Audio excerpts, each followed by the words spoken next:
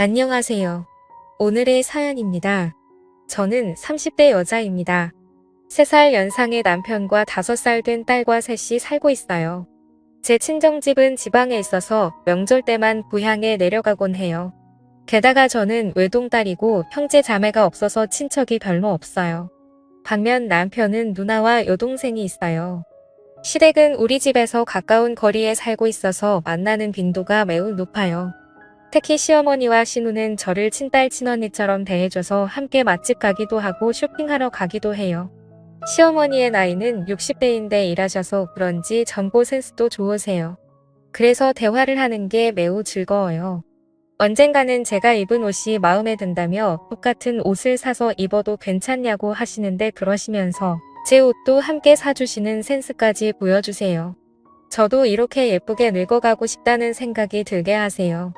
전업주부인 형님은 자녀가 3명이에요. 육아 상담도 해주고 안 입는 아이 옷이나 안 쓰는 장난감 등을 가져다 주기도 하는 등 정말 든든한 존재예요. 항상 제게 어려운 일이 있으면 언제든 말해달라고 하시는데 이 두 사람이 있어서 저는 이 시댁에 잘 적응할 수 있었다고 생각해요. 다만 시댁 식구 중 시아버지와 아가씨는 저와 교류가 별로 없어요. 시아버지는 일만 하셔서 집에 있는 시간이 적고 만날 기회도 거의 없어요. 아가씨는 독신으로 시댁에 살고 있지만 자주 외출해서 집에 없는 경우가 많아 거의 만나지 못해요. 형님도 자신의 여동생이지만 보통 무슨 생각으로 사는 건지 옛날부터 잘 모르겠다고 말할 정도이니 쉽게 친해지기 어려울 것 같아요. 하지만 인연을 맺었으니 언젠가는 사이좋게 지낼 수 있었으면 좋겠다는 생각을 했어요. 하지만 시아버지와 아가씨와의 사이는 나아지기는커녕 악화되는 방향으로 진행됐어요. 시아버지는 정년퇴직 시기가 돼서 퇴직하셨어요. 일만 하시던 시아버지가 앞으로 무엇을 하실지 궁금했는데 아마도 시어머니의 곁을 떠나지 않을 것 같았어요. 곁을 떠나지 않는다는 게 무슨 말이냐면 시어머니를 항상 자신의 감시하에 두겠다는 말이에요. 아침에도 시어머니와 같은 시간에 일어나 아침을 준비하는 걸 지켜보고 청소나 빨래 등도 일일이 시어머니를 따라다니며 지켜본다고 했어요. 특별히 간섭하는 건 아니지만 계속 따라다니니까 집안일하기 힘들다고 했어요. 그리고 시아버지는 매일 시어머니의 직장까지 함께 가서 퇴근 시간에 꼭 데리러 온다고도 했고요. 시어머니에게는 퇴근길에 잠깐 카페에 들리는 게 기분 전환의 한 방법이었는데 시아버지가 데리러 오니까 그런 여유도 가질 수 없었다고 해요. 시어머니가 시아버지의 감시에서 벗어날 수 있는 시간은 일하러 갈 때뿐이라는 참으로 갑갑한 일상이 되어버린 거죠. 시어머니는 시아버지에게 어디 놀러라도 좀 다니라고 은근슬쩍 시아버지를 혼자 어딘가로 보내려고 했지만 시아버지의 대답은 노였어요. 딱히 혼자 가고 싶은 곳이 없다며 거절하신 거죠. 저와 형님은 그 상황을 듣고 어떻게든 시어머니를 시아버지에게서 떼어놓을 수 없을까 고민했어요. 우선 시어머니만 점심에 초대했는데 약속 장소에 시아버지도 함께 오셨어요. 여자끼리의 모임이었는데 시아버지가 계시니 하고 싶은 이야기 반도 하지 못한 채 점심을 마쳤어요. 식사를 마치자마자 바로 돌아가는 부모님. 그 뒷모습을 보면서 형님과 어떻게든 시어머니를 자유롭게 해주고 싶다는 생각이 들었어요. 시어머니가 출근하지 않는 날이 시어머니에게 가장 힘든 날이 된 거죠. 시아버지는 시어머니를 감시하고 있지만 특별히 외출은 하지 않는 것 같았어요. 형님이 시아버지에게 시어머니도 자유시간이 필요하다고 항의했는데 시아버지가 이렇게 말했어요. 자유시간?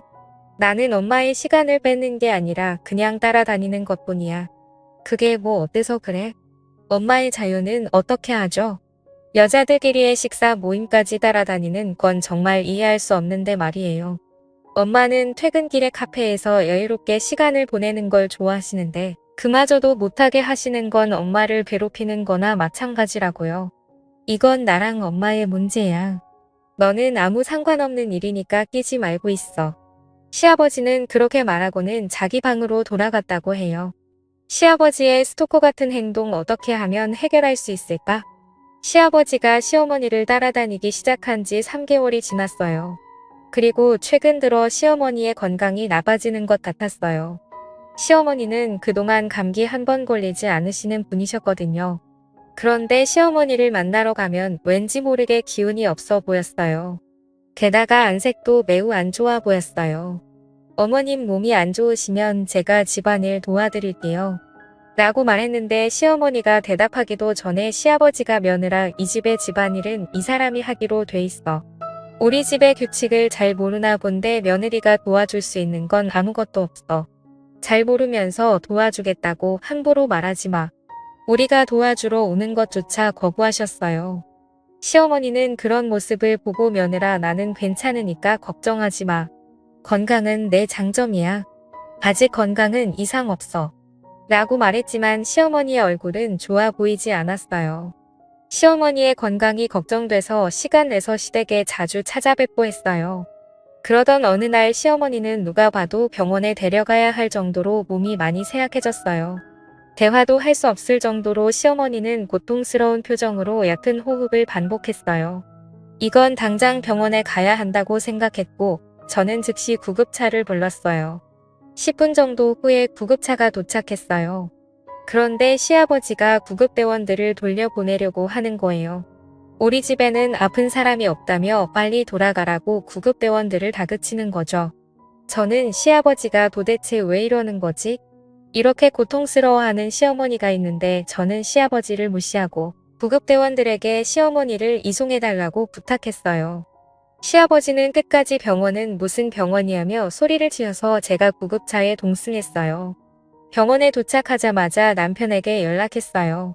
남편은 형님과 아가씨에게 연락을 했고요.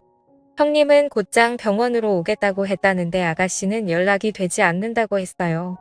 구급차에 실려갔다는 메시지를 봤으면 연락 한 통이라도 하는 게 정상이라고 생각하는데 말이죠. 제가 아가씨에 대해 이상하게 느끼고 있을 때 남편과 형님이 병원에 도착했어요. 시어머니는 곧장 수술실로 들어갔어요. 셋이서 기약 없이 수술실 앞을 기다렸는데 수술실 문이 열리고 담당 의사가 나오더니 시어머니가 수술 중에 안타깝게 돌아가셨다는 이야기를 했어요. 우리는 너무 놀랐어요. 그때 시아버지와 아가씨가 나타났어요. 남편이 왜 이렇게 늦었냐며 엄마가 방금 돌아가셨다고 울부짖었는데 아가씨는 자기 엄마가 죽은 것에 대해 무덤덤해 보였어요. 어머 그랬구나. 건강 자랑을 그렇게 하더니만 저는 아가씨 말에 화가 치밀어 올랐어요. 제가 입을 열려고 하는 순간 형님이 먼저 엄마가 죽었다는데 그게 할 말이냐며 그런 태도로 있을 거면 당장 돌아가라고 분노 섞인 말을 내뱉었어요. 아가씨는 알겠어. 가라니까 갈게. 이런 분위기 속에 나도 계속 있기 싫어. 라고 말하고 돌아갔어요. 시아버지는 이렇게 될 줄 알았는지 돌아가는 아가씨를 따라 함께 사라졌어요. 남은 우리는 다시는 저 사람들과 엮이지 말자고 다 같이 고개를 끄덕였어요. 장례식은 많은 사람들의 배움을 받으며 무사히 끝났어요. 시아버지와 아가씨가 종응객을 맞이할 때는 뭔가 매우 불쾌했어요. 얼마 후 시어머니의 유품을 정리하기 시작했어요. 추억의 물건이 많아 유품 정리가 좀처럼 진행되지 않았어요. 그러던 중 시어머니가 쓰시던 화장대 안쪽에서 일기장을 발견했어요. 안 좋은 생각이 들면서도 호기심의 일기를 읽어봤어요. 처음엔 아직 시아버지가 은퇴하기 전 저와 형님과 함께 나갔던 추억이 즐거운 어조로 적혀 있었어요. 그 후 시아버지가 은퇴한 후에는 그래서도 힘든 분위기가 느껴졌어요. 혼자 행동하는 것을 용납하지 않는다. 딸을 만나러 갈 때만큼은 혼자 가도록 좀 해주지. 라는 등의 시아버지에 대한 불만이 적혀 있었어요. 그리고 돌아가시기 한 달 전쯤의 일기에는 요즘 컨디션이 좋지 않다. 내 몸에 이상이 있는 것 같은데 병원에 못 가게 한다. 이대로 쓰러지면 어떻게 될까? 라는 불안한 내용이 많이 적혀 있었어요. 그리고 가장 중요한 건 돌아가시기 전날의 일기에 적혀 있었어요. 그것은 너무 충격적인 내용이었어요. 저는 바로 남편과 형님에게 전화해서 시어머니의 일기 내용을 들려줬어요. 그러자 남편은 곧바로 경찰에 연락을 취했어요. 경찰이 도착할 때까지 일기를 지켜야겠기 때문에 저는 일기를 품에 안고 지키고 있었어요. 경찰이 도착할 때까지 저는 불안에 떨었고 10분 후에 도착한 경찰관에게 몰래 현관에서 시어머니의 일기를 보여주었어요. 읽어 내려가는 경찰관 드디어 마지막 페이지가 나오자 경찰관은 얼굴을 찡그리며 약간 떨고 있는 것처럼 보였어요. 그 이유는 다른 방에서 유품 정리를 하고 있던 시아버지와 아가씨에게 경찰관이 다가갔고 두 사람은 처음엔 놀란 표정을 지었지만 경찰이 여긴 무슨 일이냐며 화를 냈어요. 경찰관은 시아버지와 아가씨에게 이야기했어요. 이 얘기의 마지막에 두 분이 지난 한 달 동안 식사에 독극물을 넣었다고 적혀 있네요. 이게 사실인가요? 그럴 리가 없잖아요.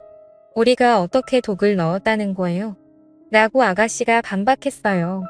여기에 적힌 거 보면 한 달 전부터 막내 따님이 요리하기 시작했다고 하고 돌아가신 분은 기쁘긴 한데 동시에 뭔가 좀 이상한 맛이 났다고 적혀져 있네요. 요리하면서 소량씩 독을 넣은 것 아니니까. 시아버지와 아가씨는 입을 다물었어요. 그러자 형님이 어떻게 엄마에게 독이 든 음식을 먹일 수 있냐며 들키지 않을 줄 알았냐고 다그쳤어요. 그리고 그때 여러 명과 함께 온 경찰관 중 한 명이 마당에서 농약을 발견한 거예요. 독약이 이거일지도 모르겠다며 보여준 거죠. 그러자 시아버지와 아가씨가 당황한 표정을 지었어요. 증거인멸이라는 말을 모르는 건지 너무 쉽게 증거물을 발견하게 된 거죠. 수상한 모습에 낌새를 알아차린 경찰들은 두 사람을 바로 경찰서로 데려갔어요. 가급적이면 직접 시어머니를 죽인 이유를 듣고 싶었지만 그건 나중에 들어야 했어요. 시아버지와 아가씨가 연행되자 시댁은 갑자기 조용해졌어요. 저 두 사람이 솔직하게 범행을 인정할까? 약간의 걱정은 있었지만 사망사고이니 분명 제대로 수사할 거예요. 그리고 정말 시어머니를 죽인 게 맞다면 그에 맞는 처벌을 꼭 받게 해야죠. 다음 날 시아버지와 아가씨가 범행을 인정했다는 연락을 경찰로부터 받았어요. 그리고 궁금한 범행 동기에 대해 먼저 시아버지부터 이야기했어요. 시아버지는 시어머니가 좋아하는 사람이 있어서 자신과 이혼을 준비하고 있다고 생각했대요. 그래서 시어머니의 모든 행동을 간섭하고 혼자만의 시간을 주지 않은 거죠. 이 이야기를 듣고 궁금했던 건 시아버지가 누구한테 이런 이야기를 들은 건가였어요. 적어도 저나 남편이나 형님은 이런 말을 한 적이 단 한 번도 없었거든요. 분명 시어머니는 시아버지 말고는 좋아하는 사람이 없었어요. 이건 정말 확실했어요. 나도 나중에 정년퇴직하게 되면 남편이랑 둘이서 여행 다니고 싶어. 그동안 못했던 것들도 둘이서 함께 해보고 싶어. 라고 수줍게 말씀하시던 모습이 아직 선명하게 기억나거든요. 이런 시어머니를 의심하다니. 그리고 아가씨의 동기는 바로 돈 때문이었어요. 아가씨는 벌이가 그렇게 많지 않았는데도 유흥에 빠져 있었나 봐요. 빚도 생겼고 그 빚을 갚지 못해 악순환되고 있었던 거죠. 그래서 시어머니에게 도와달라고 했지만 온갖 욕을 먹고 거절당했다고 해요. 그렇다면 차라리 유산이라도 빨리 받아야겠다는 무서운 생각을 하게 된 거죠. 하지만 혼자서는 할 수 없다고 생각해서 시아버지를 이용하는 방법을 생각해낸 거예요. 즉 시아버지에게 시어머니가 좋아하는 사람이 있다는 거짓말을 한 게 아가씨였던 거죠. 시아버지는 또 그 거짓말에 순순히 속아 넘어간 거고요. 결국 모든 원흉은 아가씨였던 게 밝혀졌어요. 시아버지는 자신의 짧은 생각으로 이런 일이 생겼다며 울면서 후회한다고 했어요. 만약 시어머니를 정말 잘 아는 사람이었다면 절대 그럴 사람이 아니라는 것쯤은 너무나 쉽게 알 수 있었을 텐데 바보같이 아가씨 말만 믿다니. 시어머니가 평생 좋아했던 사람은 시아버지뿐이었는데 너무 슬프네요. 아가씨는 돈 때문에 아버지까지 이용했다는 점에서 더 죄가 무겁다고 해요. 사람의 마음을 이용한 건 결코 가벼운 일로 넘길 수 없으니까요. 반면에 저희는 시어머니의 유산을 보고 깜짝 놀랐어요. 놀랍게도 시어머니는 재테크를 엄청 잘하시는 분이셨어요. 주식계좌에서 한 번도 본 적도 없는 큰 금액이 발견된 거죠. 어쩌면 동거하던 아가씨가 이 사실을 알고 시아버지를 속여 시어머니를 부인이 되게 한 것일지도 몰라요. 돈이 없으면 살 수 없지만 돈이 너무 많으면 주위의 시선 때문에 살기 힘든 걸 보여주는 것인지도 모르겠어요. 앞으로 아가씨 같은 사람과 엮이지 않고 좋은 사람들과의 인연을 유지하며 가늘고 길게 오래오래 살고 싶네요. 시청해주셔서 감사합니다. 그럼 다음 영상에서 다시 뵙겠습니다.